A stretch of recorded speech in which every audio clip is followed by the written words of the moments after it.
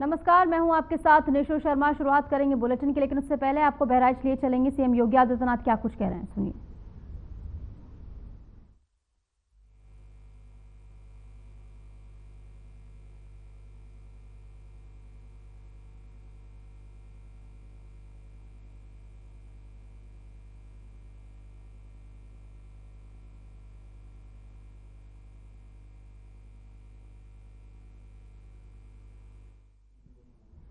तो बहराइच में सीएम योगी आदित्यनाथ फिलहाल संबोधित कर रहे हैं। जिस तरीके से बहराइच में आज जो है एक विशेष कार्यक्रम का आयोजन किया गया है और इस मौके पर सीएम योगी आदित्यनाथ बतौर मुख्य अतिथि शिरकत करने के लिए पहुंचे हैं, जहां पर मंच से संबोधित भी कर रहे हैं। और आज बहराइच में महाराजा सुहेलदेव जी के विजयोत्सव के अवसर पर इस विशेष कार्यक्रम का आयोजन किया जा रहा है, जहां पर आज उनकी प्रतिमा का अनावरण भी किया गया है और इस मौके पर इस खास कार्यक्रम का आयोजन यहां पर किया गया। और बहराइच में सीएम योगी आदित्यनाथ मंच से यहां पर जनता को संबोधित कर रहे हैं और इसी के साथ साथ महाराजा सुहेलदेव जिस तरीके से एक बेहद महत्वपूर्ण हिस्सा रहे हैं इतिहास में, तो उनके योगदानों को इस मौके पर सीएम योगी आदित्यनाथ याद कर रहे हैं। और जिस तरीके से मोदी सरकार को भी 11 साल पूर्ण हो गए हैं, तो इस मौके पर भी कई खास बातें उनकी ओर से कही जाएंगी। जिस तरीके से हर मंच से इस समय बीजेपी के तमाम जो नेता हैं वो इसी की बात जो है करते हुए नजर आ रहे हैं। फिलहाल बहराइच से सीएम योगी आदित्यनाथ संबोधित कर रहे हैं, जहां पर जनसभा को संबोधित कर रहे हैं सीएम योगी आदित्यनाथ।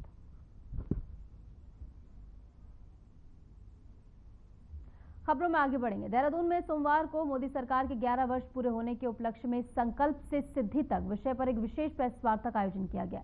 इस कार्यक्रम में केंद्र सरकार के 11 वर्षों की उपलब्धियां, नीतियां और जनहित में किए गए कार्यों की जानकारी दी जाएगी। आयुष्मान भारत योजना, लखपति दीदी योजना, ऐसी अनेक योजनाएं, मैं उनके नाम गिनाऊंगा तो काफी सारी योजनाएं हैं। इन योजनाओं ने जन कल्याणकारी, इन योजनाओं के माध्यम से देश के करोड़ों नागरिकों को आज इसका लाभ मिल रहा है। उनके जीवन को उत्थान का अवसर मिल रहा है, जिसका परिणाम है कि आज भारत गरीबी की दर में 5 गुना से अधिक की कमी आई है। ये 11 वर्ष शासन के नहीं बल्कि राष्ट्रीय स्वाभिमान की पुनर्स्थापना के 11 वर्ष रहे हैं। धारा 370 की समाप्ति हो, 3 तलाक का कानून समाप्त होना हो, उस पर प्रतिबंध लगना हो, सीए, वक्फ संशोधन जैसे विषयों पर साहसिक निर्णय इस कालखंड की पहचान है। आज भारत की विदेश नीति में भी हमारी सांस्कृतिक पहचान और गरिमा, इसकी स्पष्ट झलक दिखाई देती है। ये एक दिव्य संयोग है कि विकसित भारत के अमृत काल के 11 वर्ष पूरे हो रहे हैं और जब दुनिया में हमारी सेना के द्वारा चलाया गया ऑपरेशन सिंदूर का भी डंका बज रहा है और भारत ने ऑपरेशन सिंदूर के माध्यम से पाकिस्तानी आतंकी अड्डे हों, 100 आतंकवादियों से अधिक को मौत के घाट उतारना, उनका सफाया करना हो या एयरबेस को निशाना बनाकर, यह अब स्पष्ट कर दिया पूरी दुनिया को कि भारत अब सिर्फ शांति की बात नहीं करता, बल्कि आवश्यकता पड़ने पर घर में घुसकर आतंक का सफाया भी करता है। आदरणीय प्रधानमंत्री जी ने पाकिस्तान को स्पष्ट संदेश दिया कि आतंकवाद, खून और पानी दोनों एक साथ नहीं बह सकते, एक साथ नहीं चल सकते, यानी कि खून और पानी का प्रभाव एक साथ नहीं हो सकता। उन्होंने ये भी साफ कर दिया कि भारत की धरती पर कोई आतंकी हमला होगा तो अब उसे युद्ध की कार्रवाई माना जाएगा। ये संदेश न केवल पाकिस्तान को था बल्कि पूरे विश्व को कि अब नया भारत अपनी संप्रभुता से किसी प्रकार का कोई समझौता नहीं करेगा। आज भारत में निर्मित ब्रह्मोस मिसाइल, जिसने पाकिस्तान में तबाही मचा दी, आकाश मिसाइल, तेजस, आईएनएस विक्रांत, प्रचंड अटैक हेलीकॉप्टर जैसे स्वदेशी हथियारों के साथ भारत आज एक आत्मनिर्भर रक्षा शक्ति बनकर भी उभरा है और भारत के हथियारों की गूंज आज पूरी दुनिया के अंदर गूंज रही है, डंका बजा रही है। प्रधानमंत्री जी के दूरदर्शी और कूटनीतिक नेतृत्व का परिणाम है कि भारत न केवल रक्षा उपकरण बना रहा है, बल्कि आज भारत दुनिया को रक्षा की उपकरणों का निर्यात भी कर रहा है।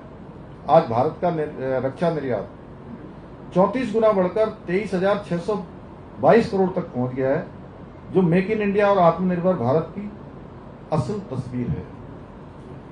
आदरणीय प्रधानमंत्री जी के नेतृत्व में ईज ऑफ डूइंग को भी धरातल पर उतारते हुए भारत की जो वैश्विक स्तर पर 142 से सुधरकर वैश्विक रैंकिंग 142 से सुधरकर 63 पर पहुंची है। मध्यम वर्ग को राहत देना भाजपा सरकार की प्राथमिकता रही है। इसका प्रमाण है कि नई कर व्यवस्था में जो अभी सामान्य बजट हमारा प्रस्तुत हुआ था, उसमें 12.75 लाख रुपए तक की आय को टैक्स में छूट दी गई है। मोदी सरकार ने इंफ्रास्ट्रक्चर को, विकास को एक नई रफ्तार दी है। चाहे अभी कुछ ही दिनों पहले प्रधानमंत्री जी के द्वारा लोकार्पित चिनाब ब्रिज हो, महाराष्ट्र की बधावन पोर्ट परियोजना हो, रामेश्वरम में भारत का पहला वर्टिकल लिफ्ट पवन पुल हो, या देश भर में आज एक्सप्रेस वे बन रहे, हाईवे बन रहे, एलिवेटेड रोड बन रहे हैं, जिसका एक उदाहरण हमारे सामने है। यहाँ पर जो दिल्ली से देहरादून एलिवेटेड रोड, जिसका कार्य अंतिम चरण में है, चाहे हमारे ऑल वेदर रोडें हों या भारत माला श्रृंखला की रोडें हों, एक कोने से दूसरे कोने को जोड़ना हो, या हमारे अनेक लिफ्ट परियोजनाएं हों, ये सभी भारत के इंफ्रास्ट्रक्चर को एक नया आयाम दे रहे हैं। आज मोदी सरकार में 99% गांव सड़क कनेक्टिविटी से जुड़ चुके हैं और देश में प्रतिदिन 34 किलोमीटर हाईवे का निर्माण हो रहा है। और इन 11 वर्षों में रेलवे बजट 9 गुना तक बढ़ाया गया है। 136 वंदे भारत ट्रेनें चल रही हैं, 103 अमृत भारत स्टेशन पुनर्निर्मित किए गए। आदरणीय प्रधानमंत्री जी का संकल्प है कि हवाई सफर देश के आम नागरिक के लिए किफायती बनना है। इसके लिए उड़ान योजना के तहत जहां एक और हवाई अड्डों की संख्या में अभूतपूर्व वृद्धि हुई है, वहीं आम आदमी के लिए हवाई सफर सस्ता हुआ है। हमारे राज्य में भी आज अनेक हेली सेवाएं भी इन स्कीमों में चल रही हैं। कुछ स्कीमें केंद्र की हैं, कुछ राज्य की हैं। हमारे यहीं देहरादून से आज पूरी दुनिया के लिए, पूरे भारतवर्ष के लिए। उत्तरकाशी के पुरौला में सीएम पुष्कर सिंह धामी ने विकास परियोजनाओं की सौगात दी है। मुख्यमंत्री पुष्कर सिंह धामी ने 210 करोड़ की 55 योजनाओं का लोकार्पण शिलान्यास किया। इन योजनाओं से खेल मैदान, मंदिर सौंदर्यीकरण, सड़क और स्वास्थ्य सुविधाओं का विस्तार होगा। इस दौरान सीएम धामी ने जनता को संबोधित भी किया। बोले कि ये योजनाएं क्षेत्र का भविष्य बदलेंगी, आर्थिक और सामाजिक बल इसके जरिए मिलेगा। पर्यटन, बागवानी और कनेक्टिविटी को नया आयाम मिलेगा। राज्य सरकार विकल्प रहित संकल्प के साथ काम कर रही है।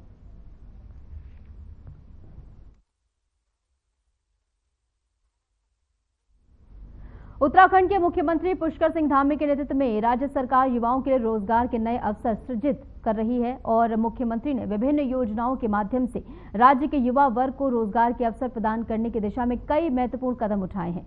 मुख्यमंत्री धामी ने एकल महिला स्वरोजगार योजना को मंजूरी दी है। वहीं युवाओं के कौशल विकास के लिए विशेष प्रशिक्षण कार्यक्रमों का आयोजन भी किया जाएगा। इसकी शुरुआत होगी। साथ ही विशेष स्टार्टअप और प्रोत्साहन योजना की शुरुआत की जाएगी। राज्य सरकार ने युवाओं को रोजगार के अवसर प्रदान करने के लिए विभिन्न रोजगार मेलों का आयोजन भी किया है।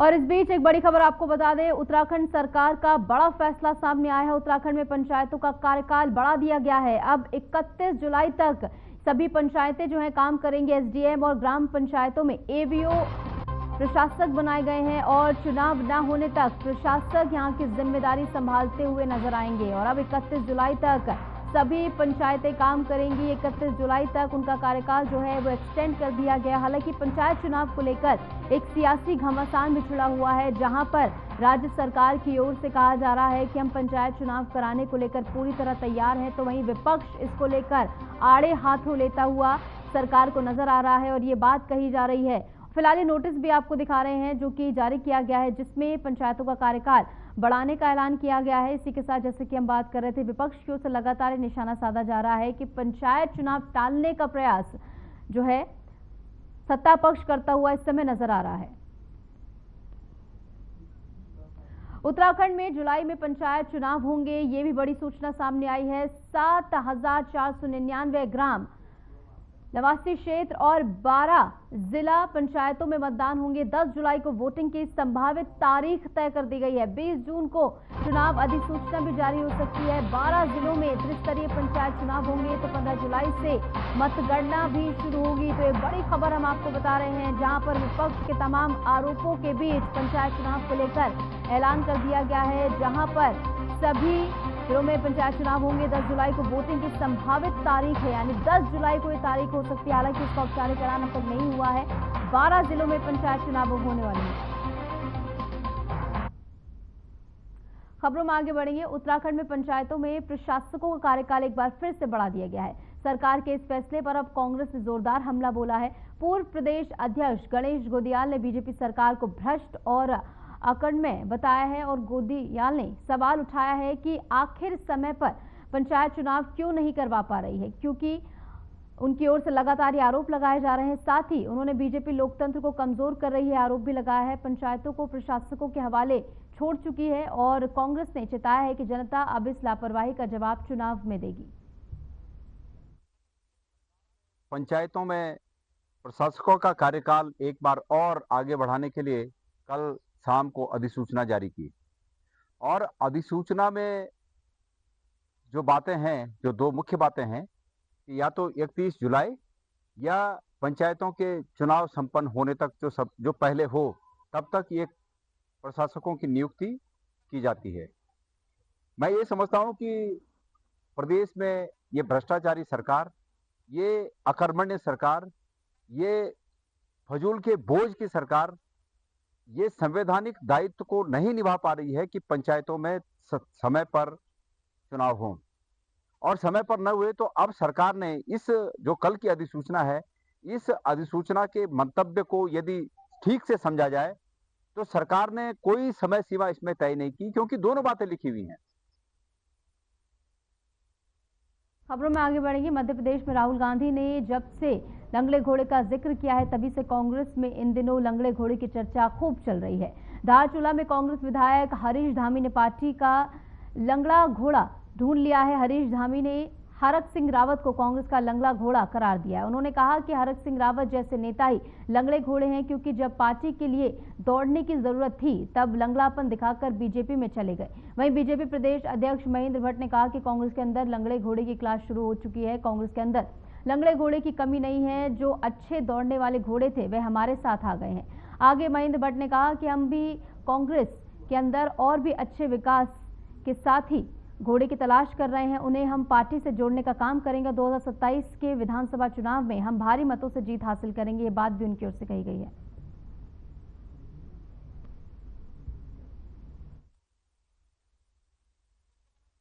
अभी आप ही ने तो कहा कि हरक सिंह जी कह रहे हैं कि हरीश रावत के कारण हम हारे। हरक सिंह जैसे ही तो लंगड़े घोड़े हैं। जिन घोड़ों ने जब मैदान में दौड़ने की जरूरत थी उसमें लंगड़ापन दिखा के भाजपा में चले गए, और जब वहां डालने के लिए तो फिर कांग्रेस में आ गए। देखिए, हरीश धामी किसी से न डरता न झुकता, सत्यता बोलता और सत्यता पे रहता। अगर किसी को लग रहा है कि उत्तराखंड में हरीश रावत के कारण कांग्रेस कमजोर हो रही है तो उसकी गलतफहमी है। वो कांग्रेस का सबसे बड़ा दुश्मन है जो ये बात करता है। देखिए, कांग्रेस के अंदर लंगड़े घोड़ों की तलाश प्रारंभ हो गई है। अब हरीश रावत जी बता रहे हैं, कुछ दिन बाद दूसरे जी बताएंगे। बहुत से लंगड़े घोड़े हैं, इसके कारण तो कांग्रेस की हालत है। और जो अच्छे घोड़े थे दौड़ने वाले आसार हमारे साथ है। तो हम भी ढूंढ रहे हैं कि कांग्रेस के अंदर जो खूब दौड़ लगाने वाले घोड़े हैं ऐसे कितने, उनको पार्टी को जोड़ेंगे और पार्टी को मजबूत करें। 2027 भारतीय जनता पार्टी अच्छे मतों से जीते, हमारा प्रयास है। उत्तराखंड पावर जूनियर इंजीनियर संगठन का विरोध प्रदर्शन आज तीसरे दिन भी लगातार जारी है। ऊर्जा भवन मुख्यालय पर वरिष्ठता सूची में गड़बड़ी को लेकर कर्मचारी धरने पर डटे हुए हैं। धरना लगातार तीखा होता जा रहा है। प्रशासन ने प्रदर्शन को देखते हुए ऊर्जा भवन पर भारी पुलिस बल तैनात कर दिया है। वहीं कर्मचारियों ने इसे उत्पीड़न बताते हुए प्रशासन पर गंभीर आरोप लगाए हैं। कर्मचारी साफ चेतावनी दे रहे हैं कि जब तक न्याय नहीं मिलता आंदोलन और तेज होगा। आज शाम कैंडल मार्च और 11 जून से अनिश्चितकालीन धरने का ऐलान भी कर दिया गया है।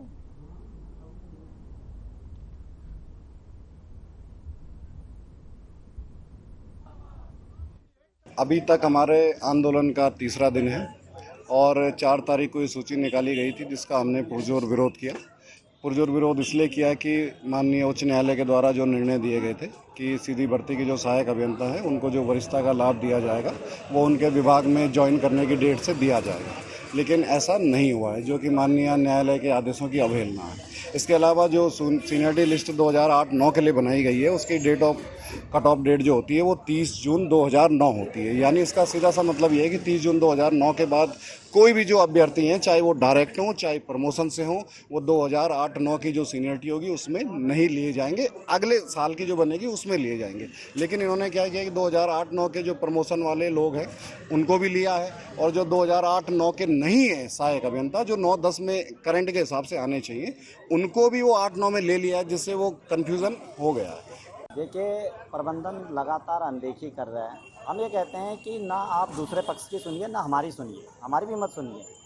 अनबायस्ड होके आप देखिए कि माननीय उच्च न्यायालय ने क्या आदेश दिया है। माननीय न्यायालय ने जो आदेश दिया है कि डेट ऑफ ज्वाइनिंग से ही सीनियरिटी होगी, तो आप उसको फॉलो कीजिए। आपने एक पैरेलल कमेटी बना दी, न्यायालय के आदेश आने के बाद एक कमेटी बना दी, उस कमेटी के सम्मुख भी हमारी बात को नहीं रखा गया और उसमें गलत तथ्य प्रस्तुत किए गए। उन तथ्यों को प्रस्तुत किया गया जो न्यायालय ने पहले से ही जो है खारिज किए गए हैं। तो हम ये चाहते हैं कि आप न्यायालय के आदेशों का पालन करें, बाकी दूसरे किसी की ना सुनें। मैं आपके चैनल के माध्यम से अपने कर्मचारी को अवगत कराना चाहता हूं कि माननीय न्यायालय के आदेशों का पूरा संज्ञान लिया गया है, पूरी स्टडी करी गई है। जितने भी आदेश माननीय न्यायालय से आए गए हैं, कमेटी द्वारा, उत्तराखंड शासन की शीर्ष कमेटी द्वारा, जिसमें 3 IAS अधिकारी हैं अलग अलग डिपार्टमेंट के, उन अधिकारियों द्वारा डिसीजन लिया गया, जिसमें डिसीजन लेने के उपरांत ही ये सीनियरिटी लिस्ट बनेगी। जो उनके आदेश है उनका अनुपालन किया गया। इसमें मैं नहीं समझता कि कहीं पर कोई कोर्ट की आदेशों के अवहेलना हुई है, मैं नहीं समझता किसी प्रकार से। और मैं अपने कर्मचारियों से कहना चाहता हूँ कि आप इसमें पुनः आपस में बैठ के विचार कीजिए। इसमें कहीं पर ऐसा नहीं कि कोई कोर्ट के आदेशों की अवहेलना की गई है। अतः मेरा अनुरोध है कि सभी कर्मचारी अपने काम पर लौटें।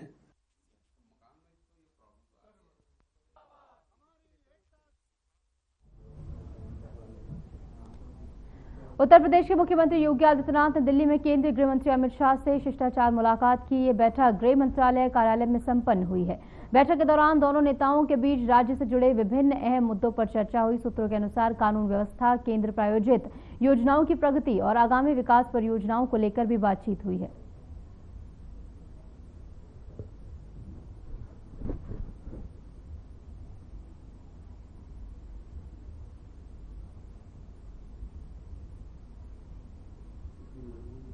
और फिलहाल के लिए इस बुलेटिन में इतना ही। नमस्कार।